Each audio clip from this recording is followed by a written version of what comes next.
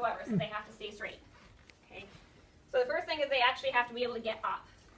So their legs are like this. Okay, so they have to obviously scoot forward, get their feet here, and then they literally do one of these numbers to come up. Okay, so keep in mind they usually don't have this. So if they don't have this, this is the posture that you'll see spinal cords in. They kind of get a really big lordosis, and they sit on those Y ligaments, like your iliofemoral ligaments. They just kind of sit back on them like that. So usually everything they do when they're doing stairs, when they go to take their steps, they'll take their step, and they'll come back into that position because they know that's where they can hang out and be safe. Okay. So first thing is they need to be able to get up. Okay. Then they need to be able to progress to being stable without arms. So then you start, one hand off, other hand off until they learn where that position is, because they need to be able to then start using their crutches, so they're not going to be hanging on for dear life to something. Okay. So first off, they need to be able to get up. Start working on no hands. Okay. Then how are they going to walk? So they're stuck here, but they can't move their legs forward. So what do we talk about? What technique do they usually use when they're walking? Hip hike. They can hip hike if they have it. Circumduction. But if they can't. Circumduction. What if they don't have any of that? What if they're a higher level and they don't have the hip to get out there to even try to circumduct? Yeah, they literally push up.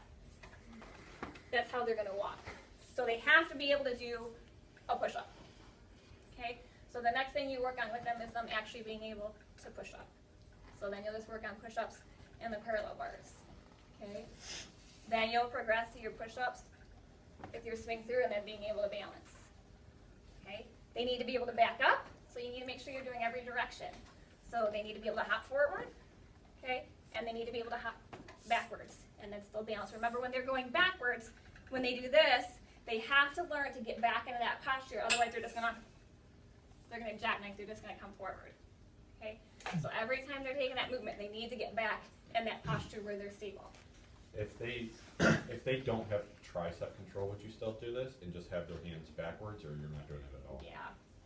You're not usually gonna start walking until you get to like at least mid-thoracic, where they've got some of it, because they really have to be able to like get their heads forward to get up. So you want at least some of this so they can get forward even.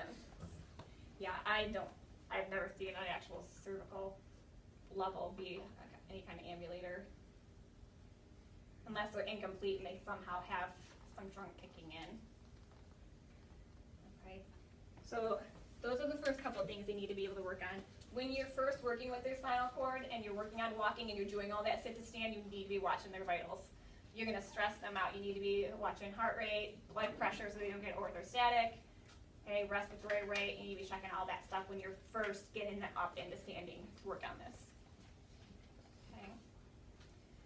So again, they use that head forward momentum to get going, and again, each time they have to lean back. Then you can start working on, if they do have their legs, then you can start working on the hip hiking or the circumducting, and then you can actually work on your gait patterns, like your 2-point gait pattern and your 4-point gait pattern. But if they don't, then they're going to just be doing that swing through motion. Okay? If they start getting those legs in, then you can start working on them being able to bring the legs forward. You can try it in the parallel bars and then progress. Most of them use loft strands. What do they tend to use loft strands at where you are? They have a special, like, different forward walker that's, like, padded and weird. And then they have a reverse walker. What about for people that are, like, on their own? Do they have people that come in on their own walking? Not spinal cords, not that I've seen. They usually come in on a wheelchair. A lot of independent, like if they're going to be out in the community, tend to use their loft strands. Okay, we only have one pair of loft strands, so you can practice with the axillary, because you can still do the swing through with the axillary, but a lot of the patients will end up using their loft strands. It gives them a little more freedom of movement. Okay.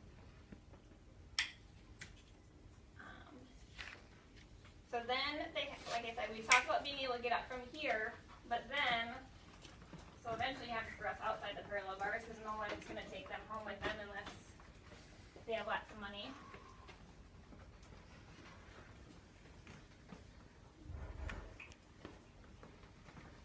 So then you have to work on being able to get up from here. Okay, so now how am I going to get up?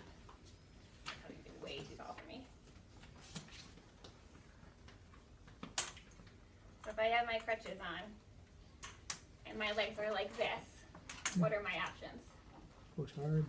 Yeah, they do. They literally have to really lean forward, and they literally have to really swing forward because their knees aren't going to bend to come up. Okay, which is really hard for them to do.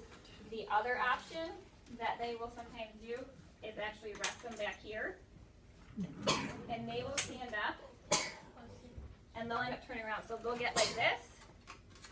They'll start to turn up, and they'll turn around, and then they'll grab their crutches and walk away, because then they can get themselves upright with their crutches and then start walking. They would put both of them in one hand and then use the armrest to push up? They can.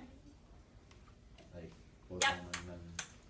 These are two different lengths, Yeah. but yeah. But they have to keep in mind, so practice it, because you don't, it's extremely hard to stand up like this with my legs completely straight. It takes a lot of momentum. So even with these here, it's a lot, but the problem is then they have to have enough standing balance to separate them. Whereas if they don't have from here down, they're just gonna topple over. They have to be in a position where once they stand up, they can get immediately into that position to keep themselves stable. Okay, unless they're, you know, like an L1 below where they have more of that control. And this is when they have pretty good upper body strength at this point, when we start these things, or? Yeah, they're only going to be walking, like I said, if they're like a T6 and below, usually above that, unless they're incomplete, they're not going to be walking. They don't have enough control. Not with these anyway. They may be in like a specialty walker, or they may be in the light gait or something, but you're not going to be working on this kind of stuff for them to go home and walk. Okay. So practice standing up and sitting down. When they sit down, usually they literally almost tumble. So when they go to sit, when they first start practicing until they learn that control, I usually have someone behind them because they will literally, they'll literally get to the point where they just kind of plop down. Because then their legs are stuck out because they're in their K pose and they can't bend their knees. Okay. They will get strong enough, some of them, that they will unlock them in standing and then sit down, but that's a little bit more advanced.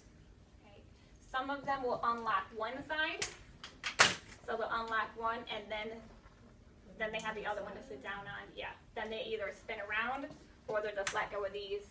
They unlock the one, and they'll come down like this, and just sit down. Okay, so they're not flopping back. They can kind of spin a little bit on the one that's still stable, and then do like a side sit.